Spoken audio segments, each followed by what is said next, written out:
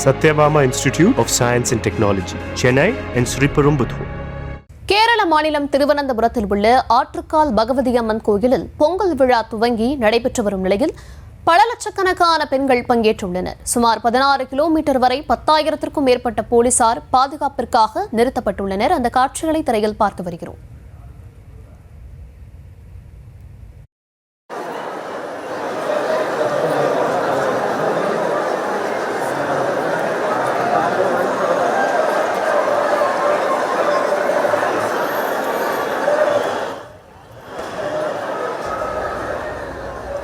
பகவதி அம்மன் கோவிலில் பொங்கல் விழா கோலாகலமாக நடைபெற்று வருகிறது. விவரங்களை தர இருக்கிறார் செய்தியாளர் சதாம். விவரங்களை வழங்கலாம்.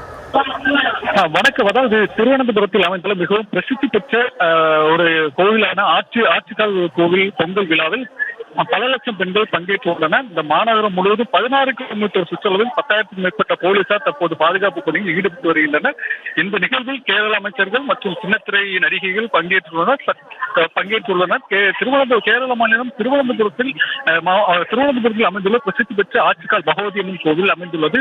உலக பிரசித்தி பெற்ற இந்த கோவிலில் ஆண்டுதோறும் லட்சக்கணக்கான பெண்கள் பொங்கலிட்டு வழிபாடு செய்வது வழக்கம்.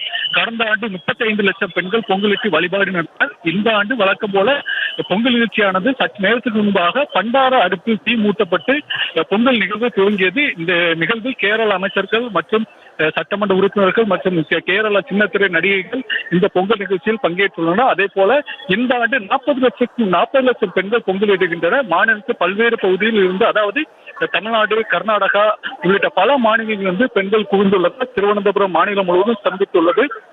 மேலும் மாநகரத்துக்கு உட்பட்ட தேசிய நெடுஞ்சாலை, புறவழி சாலை, மைதானங்கள், முக்கிய சாலைகளில் காணுமிடமெல்லாம் பெண்கள் பொங்கலிட்டு வருகின்றனர். மதுரையை ஈர்த்த கண்ணகி கோபத்துடன் திருவனந்தபுரத்துக்கு வந்திருந்து அவரை சாந்தப்படுத்துவதற்காக பெண்கள் பொங்கலிட்டு வழிபாடு நடத்தியதாகவும், மகிஷாசூரனை வதம் செய்த பிறகு பெண்கள் பொங்கலிட்டு வழிபாடு செய்ததாகவும் புராண கதைகளும் உள்ளன. அந்த நம்பிக்கையை பின்பற்றி தற்போது வரை பல லட்சம் பெண்கள் வழிபாடு நடத்தி வருகின்றனர். இந்த பொங்கலில் நெய், பச்சரிசி, வெல்லம், தேங்காய் உள்ளிட்டவர்களை பயன்படுத்தி பொங்கலிட்டு வருகின்றனர்.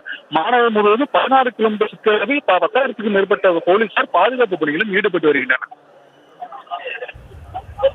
விவரங்களுக்கு நன்றி Saddam. Satyabama Institute of Science and Technology, Chennai and Sriperumbudur.